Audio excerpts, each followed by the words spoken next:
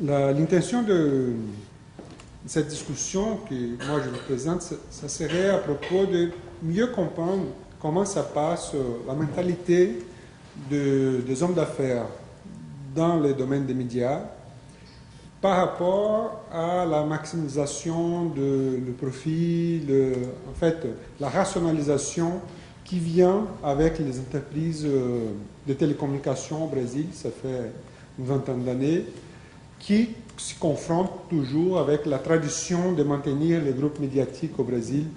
Et moi, je préparais une structure un peu pour rencontrer cette trace historique de cette tradition de la gestion plutôt familiale des groupes médiatiques au Brésil. Et je crois que ça pourrait être adapté aussi par des autres modèles ici au Canada et en France aussi, aux États-Unis, parce que c'est une caractéristique de ce domaine des entreprises familiales.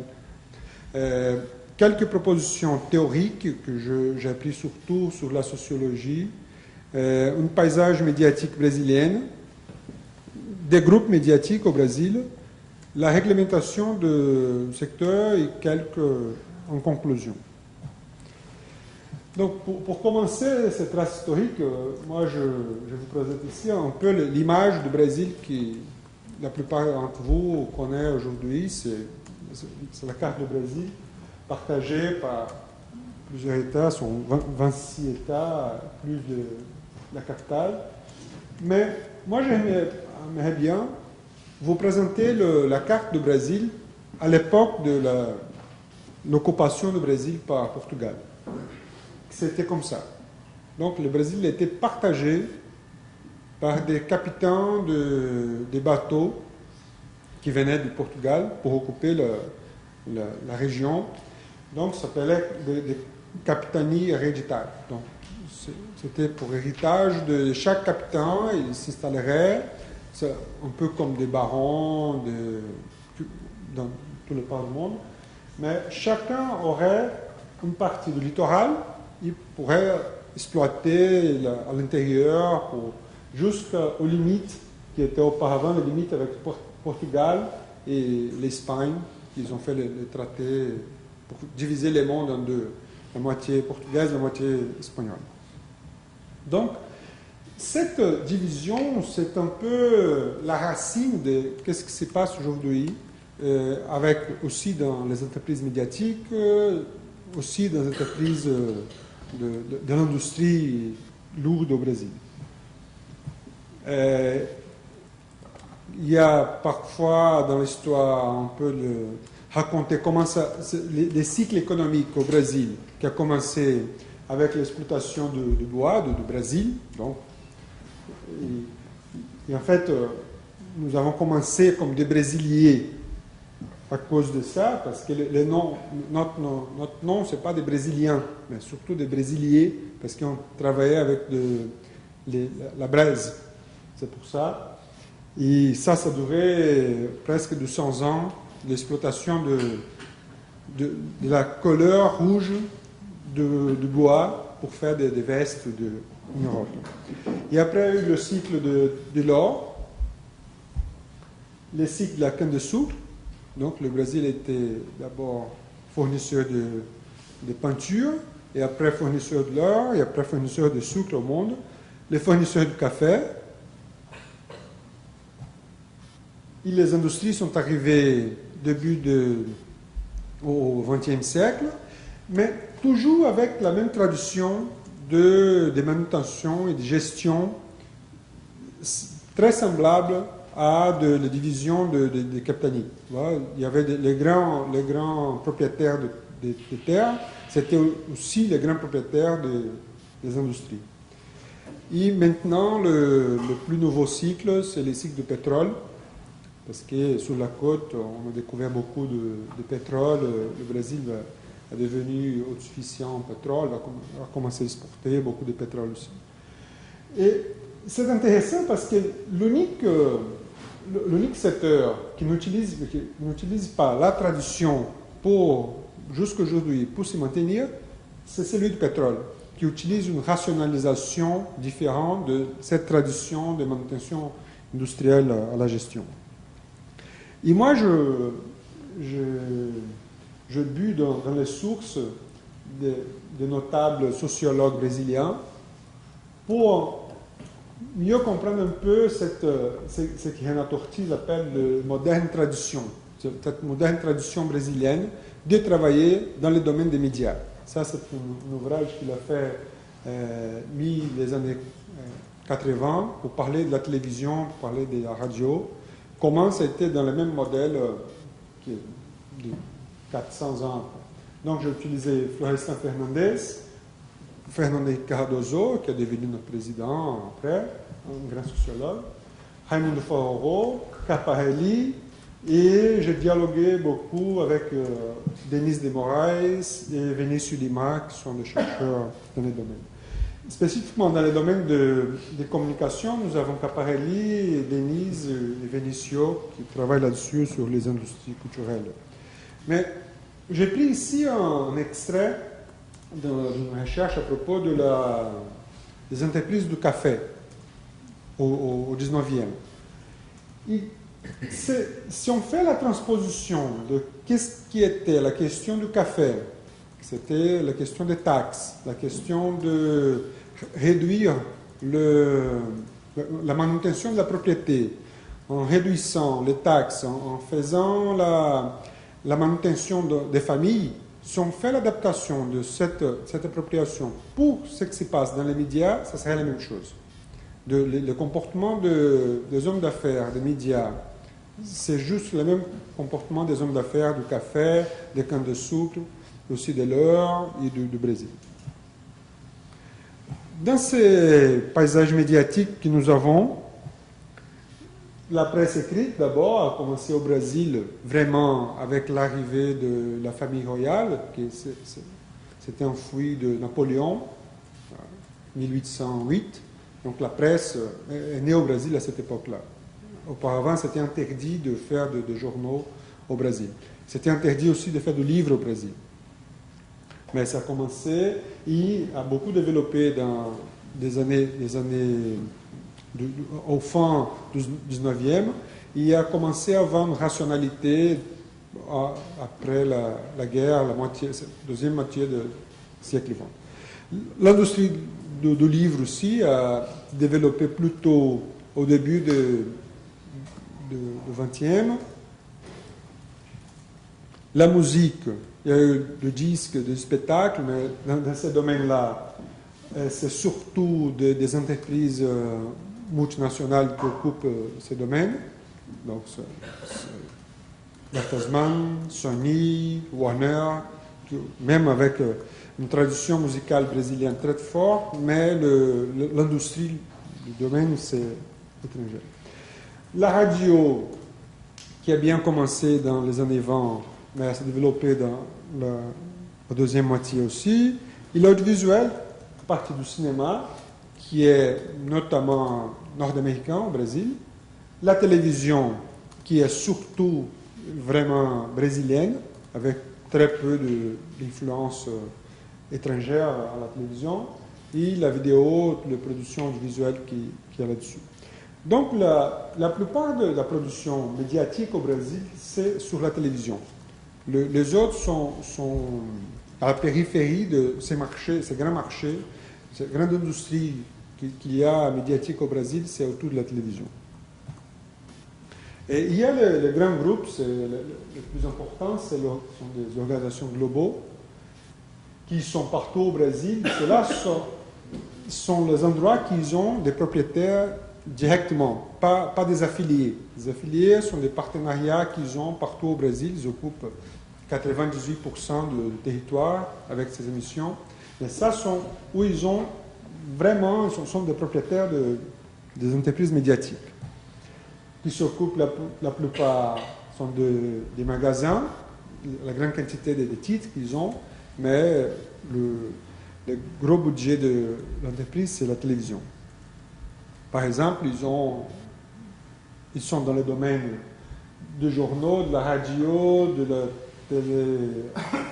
télévision satellite, l'édition de livres, ils ont des marques, ils vendent des produits, ils ont Ils ont aussi Internet, ils font du cinéma, ils occupent toutes les filières des industries culturelles. Aussi, il y a le groupe Avril, qui travaille surtout avec des magasins.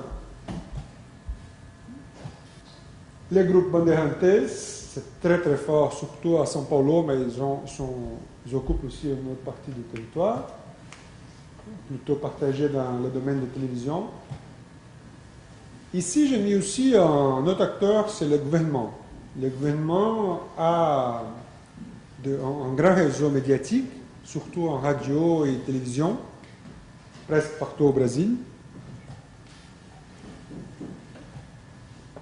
Le groupe Record, qui s'est directement lié à une église, l'église universelle, et qui occupe déjà beaucoup d'espace au Brésil, surtout avec la télévision, mais ils ont commencé aussi dans les domaines du journaux. Et les associés, qui c'est un des plus anciens groupes médiatiques au Brésil, ils sont forts encore, surtout à la télévision et quelques journaux. Mais il y a aussi des groupes régionaux. Il y a plusieurs groupes régionaux au Brésil qui s'occupent qui ont des journaux, de télévision, des radios, Internet, des groupes locaux. Et dans le domaine des télécoms, on a eu une rupture, c'était en 1995, avec la fin du monopole de l'État de télécommunications. Donc, en fait, le Brésil était partagé. C'était une des politiques de Fernando Henrique Cardoso, qui était le président à l'époque. Il ne voulait pas changer du monopole de l'État pour un monopole privé. Donc, il a partagé le Brésil pour la téléphonie fixe dans cinq grands champs. À São Paulo, c'est le plus concouru.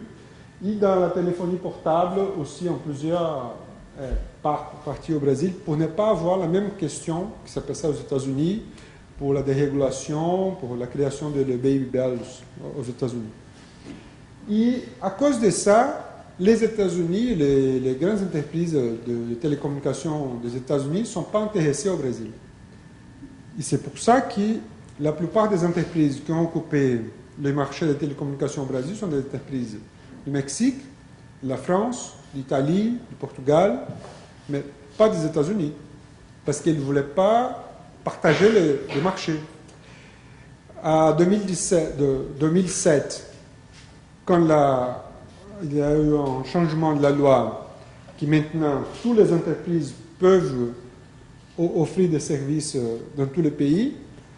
Les États-Unis ont essayé d'entrer, mais ça a été créé une barrière à entrer très très fort par des entreprises italiennes, espagnoles, Telefonica, surtout la plus forte au Brésil. Donc, il n'y a pas d'espace pour les Américains dans la question de télécommunication au Brésil. Je ne sais pas si c'est bon, c'est mauvais, mais c'est une chose que nous avons.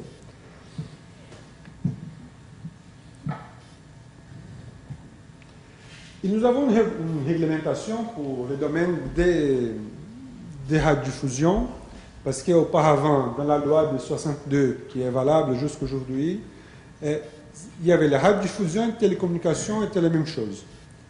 Quand il y a eu la privatisation des télécommunications à 1995, ça a occurru une rupture. Donc la loi a été changée pour attendre la privatisation des télécommunications. Et les entreprises des médias ne voulaient pas partager le domaine. Donc c'était seulement une nouvelle loi pour les télécommunications. Mais il y a quelques manutentions, même pour les radiodiffusions, de la concentration. Par exemple, un même groupe ne peut pas avoir plus que 100 stations, chaînes de télévision au Brésil. Dans la Constitution, nous avons aussi une prévision que c'est interdit d'avoir de monopole et de l'oligopole, mais en fait, c'est l'interdiction d'avoir l'oligopole de propriété, pas le monopole de contenu. Parce que comme il y a cette division avec les affiliés dans tous les États, ce qui se passe aujourd'hui, c'est en fait un grand oligopole de contenu. Et c'est possible maintenant aussi de l'entrée de capital étranger, 30%. Et on parle ici d'une chose qui est très très riche, un marché en dispute, qui c'est les marchés publicitaires qui se donnent autour de 42 milliards de dollars par an. C'est beaucoup, hein, surtout sur la télévision. Ça sont les dernières données que nous avons. Donc la télévision occupe 52% de ces marchés. C'est le marché des annonces payées au Brésil. 94 milliards de reais, ça donne 42 milliards de dollars par an. Ça représente 4% de notre PNB. Donc, il y a beaucoup de disputes pour cet argent. Hein. Et qu'est-ce qui a commencé à occorrir plus récemment? Toutes ces entreprises avec une logique concurrentielle, une logique de la rationalité, de la manutention des entreprises, ont commencé à discuter avec ces entreprises qui opèrent dans une tradition très coloniale encore, des familles qui s'occupent du marché, et la rationalité qui commence à utiliser pas seulement le téléphone, mais aussi le téléphone portable, l'Internet, pour offrir des contenus, et des contenus avec de qualité, un contenu différent de ce qu'il y avait auparavant, de ce qu'il y a encore avec ces marchés ici. Par exemple, je participais des discussions au Sénat, par exemple, où le monsieur responsable par Télé Globo disait que si un jour la télévision brésilienne passait à la main de Telefónica d'Espagne, on assisterait que des torradas à la télévision. Je dis, ça, c'est fou, hein. Vous êtes en train de dire pour les sénateurs qu'ils sont des idiotes et que Telefónica d'Espagne va passer des torradas au Brésil. Hein. Non, ils vont passer de foot. Ils vont passer de foot espagnol parce qu'ils vont acheter tous les joueurs brésiliens, comme ils font déjà, pour passer de foot à la télévision. Ça, c'était les stratégies, par exemple, de ESPN. ESPN appartient à Disney. Et ils ont arrivé au Brésil par les câbles. Ils ont embauché tous les grands journalistes sportifs du Brésil et ils passent que de foot. Ils ne passent pas de baseball. Aussi, ils passent baseball, mais ils ne passent pas le football américain, ils ne passent pas le basketball. Aussi, ils passent, mais surtout la programmation, c'est pour passer le football brésilien, avec des commentateurs, la diffusion. C'est ça, ils veulent le marché. Ils ne veulent pas envahir avec l'idéal américain, les choses comme ça. La question, ce n'est pas dans la tête, c'est dans la poche. et ça, c'est difficile à comprendre, mais comme il y a cette tradition très très forte de manutention du pouvoir avec les hommes politiques, il y a du mal à faire un changement de la législation pour comprendre que c'est un marché très très riche qui peut-être, si nous avons notre logique, je ne dis pas qu'il faut donner tous les contenus à l'internationalisation, mais si on arrive à opérer dans une logique avec une régulation du marché, comme il y a une régulation pour la téléphonie, les télécommunications, parce qu'il y a une agence nationale pour les télécommunications, mais toutes les fois qu'on arrive à parler de créer une régulation, un cadre régulatoire pour les médias, c'est bien toujours le drapeau, non, c'est de la censure. Par exemple, le conseil de presse, on a essayé de créer plusieurs fois au Brésil un conseil de presse pour régler l'activité, surtout déontologique du journalisme. Et les entreprises médiatiques disent toujours non, c'est de la censure, hein, c'est l'autoritarisme, c'est la dictature qui va rentrer. Tiens, il n'y a rien à voir avec la censure. Au contraire, c'était toujours, surtout des gens qui ont lutté contre la censure pendant la dictature, qui veulent régler les marchés de presse. Donc, c'est ça que je voulais un peu présenter. Je vais envoyer aussi le texte. Mais pour mieux comprendre cette question, ce choc d'addition avec la modernité dans la question des médias, qui au Brésil nous sommes encore dans l'époque de bois, autant que le monde est déjà dans l'époque de la fibre optique et tout ça. Ok, merci. Merci beaucoup.